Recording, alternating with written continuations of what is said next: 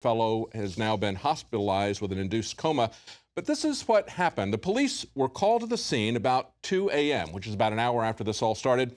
But the mob had already left, and despite the context of the argument and the yelling of racial slurs, the police chief, Tim Brinkley, said the incident wasn't being treated as a hate crime. And of course, we've seen a lot of pushing of racial stereotypes, trying to push a division between white and black, and also against the police in Ferguson.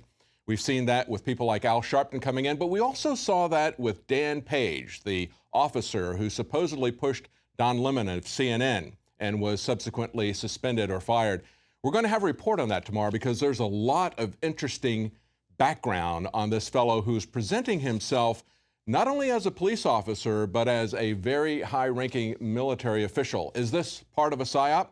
We'll have that report tomorrow. Coming up after the break, we have a report from Leanne McAdoo and John Bound, who are in San Francisco, getting the residents' take on the aftermath of the earthquake and how the government is handling it. Stay with us. City of Austin tap water versus filtered City of Austin tap water. I can taste dirt in it. God knows what's in this. This has an aftertaste. Tastes like Austin water? Yeah, it does. Ugh. These people just sampled City of Austin tap water straight from the faucet. Next, we had them try a sample of tap water filtered through the ProPure G2.0 filtration system. High quality H2O.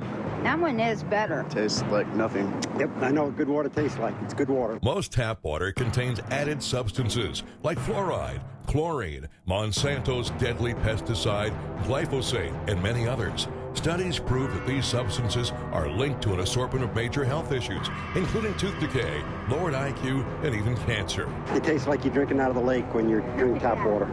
Yeah, it has that processed flavor to it. The ProPure G2.0 filtration system removes these deadly substances and many more, leaving only fresh-tasting, deliciously clean water. Okay, this is very tasty. It's good water. Refreshing. It's good. Go to InfoWarsStore.com today. Use promo code WATER and save 10% off your ProPure purchase. Again, that's InfoWarsStore.com or call 1-888-253-3139. You've experienced and heard about the benefits of Super Male Vitality. Now, the new formula has arrived. Introducing the new Super Female Vitality. I have specifically designed this formula to help the body naturally regulate itself without the use of artificial hormones. Key ingredients chosen from the highest quality sources. Secure your Super Female Vitality today from our limited stock at InfoWarsLife.com.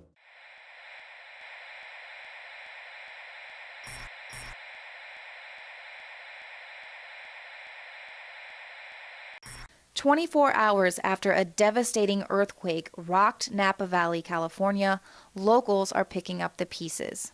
The 6.0 magnitude earthquake left more than 100 injured. Homes were shaken from their foundations, and potentially more than $1 billion worth of damage was done to the already struggling wine industry. 125 aftershocks have followed the quake, and experts say there are more to come. One longtime resident describes the harrowing event. The jolting was from south to north, and I was grabbing onto the windowsill, and I was crying out to the Lord, "Save me, save me!" And all I could see were flashes of electrical lightning outside, and all I could think about is, I'm going to get crushed in this house with my cat, and I'm going to die. And just 1 minute after the quake, I called my wife on my cell phone, and I said, "You're not going to believe this, but I almost died." I said, the house is ruined, but it really wasn't. But in my imagination, I was in shock, and I thought the house was going to come down. But it was all the dishes and all the glassware falling downstairs that caused all this noise. And all I could think about is, I'm going down with my house, and I'm going to die. It was the most violent shaking I've ever experienced, and it was from side to side. And with every jolt, I can hear more glass falling, and I'm thinking the house is breaking apart, and I'm going down with my house, and I'm going to get crushed. And it was just utter fear. And you said you live in your home was built in 1903. How did your house make it when there's so many other older homes around here that didn't? Well, there's a little story behind that. About 20 years ago, my insurance company, we have a new insurance company, so they forced me to bolt the house down to the foundation and put shear walls in the lower level. And I'm grumbling all the time I was doing it, but now I'm never going to grumble. Yeah. Because that's what saved me. Saved you and your cat and your house. And my house. Absolutely. Well, so a state of emergency was declared. Do you think that's appropriate? Well, I was one of the last blocks to get power.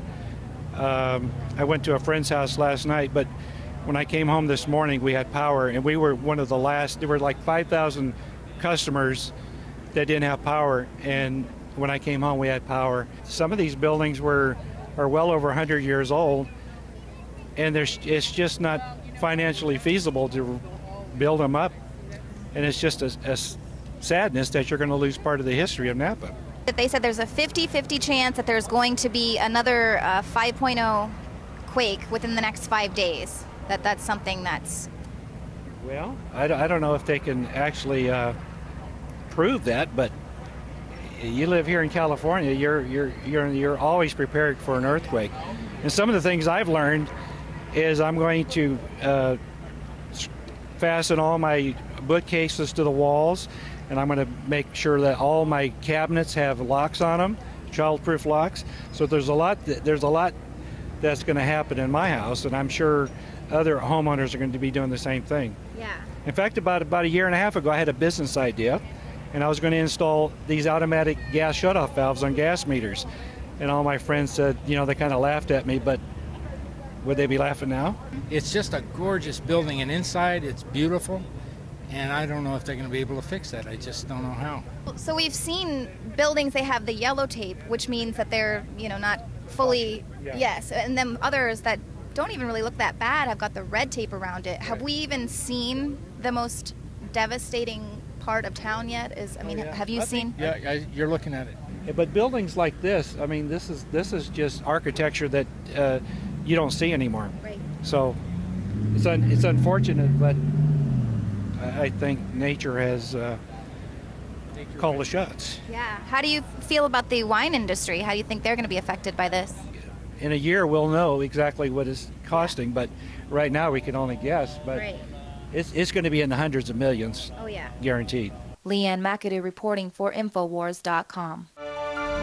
Alex Jones here to tell you about how you can help spread liberty worldwide while also enjoying what I have found to be the best tasting 100% organic coffee on the planet. For more than a decade, my favorite coffee has come from the high mountains of southern Mexico, where the Chiapas farmers grow their unique shade-grown Arabica beans. We have now managed to secure these sought-after beans in a highly customized blend. Discover and try a bag of the Patriot Blend 100% organic coffee at InfoWarsLife.com. This coffee gives you a long, smooth pick-me-up for hours without the headaches and heartburn that so many other coffees give me personally. Hands down, this is my favorite coffee, and it's taken us years to secure connections directly to the Chiapas Mexican farmers. Drop by the site today, order a bag or two, and I don't think you're going to be disappointed. Available in original or with our immune support infusion blend. You will be supporting a free press, all the while enjoying a truly great-tasting cup of my favorite coffee. Available at InfoWarsLife.com. Celebrate the spirit of freedom and liberty upon which our nation was founded at InfoWarsShop.com. Molon Lave is ancient Greek for come and take it. This popular design combines both classic Greek Spartan imagery with modern M16 assault rifles. Now available in women's tees and proudly made in the USA.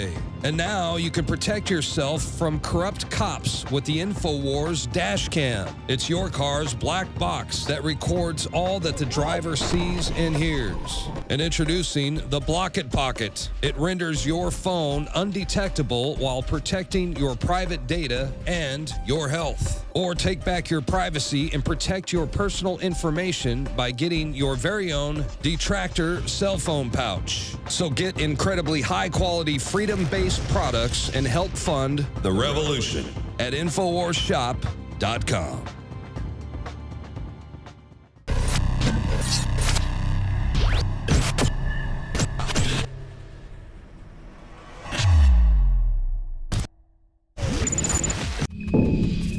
back. Now, this weekend, we've seen yet another volunteer worker brought from Africa to a Western country. This time, it's to the UK. We're concerned about what's happening to our biosecurity protocols. Are they deliberately being stood down? So we wanted to talk to someone who is an expert. Dr. Richard Davis has a company that is actually developing an Ebola cure. So he's very familiar with the protocols, the level 4 security protocols that should be handled around this type of disease. He is a founder of 5 successful companies, 2 of which have gone public. He's a physician, inventor, and successful serial entrepreneur who has authored over 400 patents and trademarks worldwide. Joining us now is Dr. Richard Davis. Well, Dr. Davis, I wanted to talk to you about a number of things. I want to talk to you about the way that we see people increasingly being brought into Western countries for treatment rather than being treated there, the kind of containment and biosecurity issues that raises. But you contacted us and told us that you had within your company some spectacular results treating Ebola before this outbreak occurred. You had a product called RC2 Beta. You said you were working with the U.S. Army at Fort Detrick. Over the past year, you had killed Ebola and a number of other deadly viruses in a way that had never occurred before, that was entirely non-toxic to surrounding normal uninfected cells, according to your email. So I want to talk to you about that. But before we get to that, let's talk about these cases of people coming to the United States. We just had in England, in the UK, they just had a British Ebola patient arrive this last weekend for treatment. I thought it was kind of interesting that they said the patient is currently not seriously unwell, and yet in the pictures that we're looking at here, you can see them rolling his bed around with plastic on it, but you also see people that are in the vicinity of this patient that don't seem to have much, if any, protective clothing on it. What are we seeing here as they're bringing people in? Are they following the biosecurity methods, or are they just ignoring them? Well, I think that's a great question, and thank you for having me on, David. It's a pleasure. My experience goes back to my days in the Navy, where I received a significant amount of nuclear, biological, and chemical training as part of my being part of a readiness command.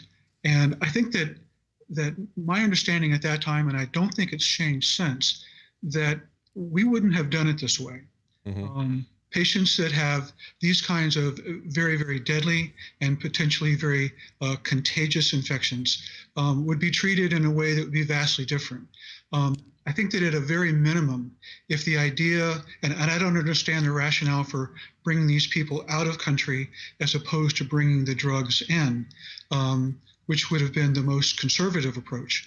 But if you had a compelling reason to get these people out of country, there are a number of level 3 portable and mobile containment facilities that are readily available that could be put on board ships so that the contagion could be limited to just shipboard personnel. It could be much easier to isolate those people, and it might be a better step as opposed to bringing them into very populated areas where I do not know if the Emory facility is a level 4. I just don't know. Mm-hmm. I've done a lot of reading, and I can't find what the level of that facility is. Let me get your response to this as somebody who obviously has worked with Ebola.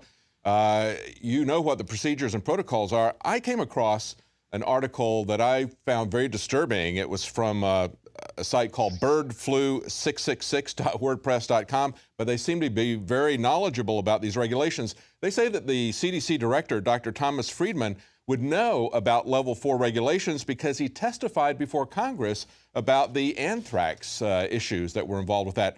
But they say that he basically has just flouted these regulations. They're calling on him to be fired.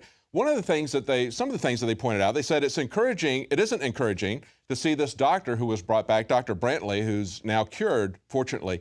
But they say that he was seen walking around in a hazmat suit when this first began.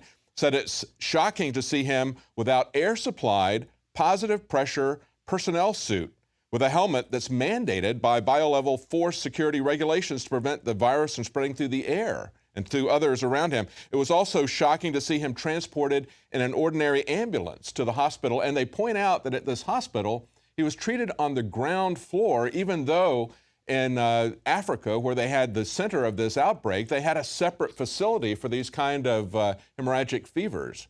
They didn't keep it in the same hospital building where they were treating other patients, yet he's brought into the ground floor of a hospital there. Could you comment?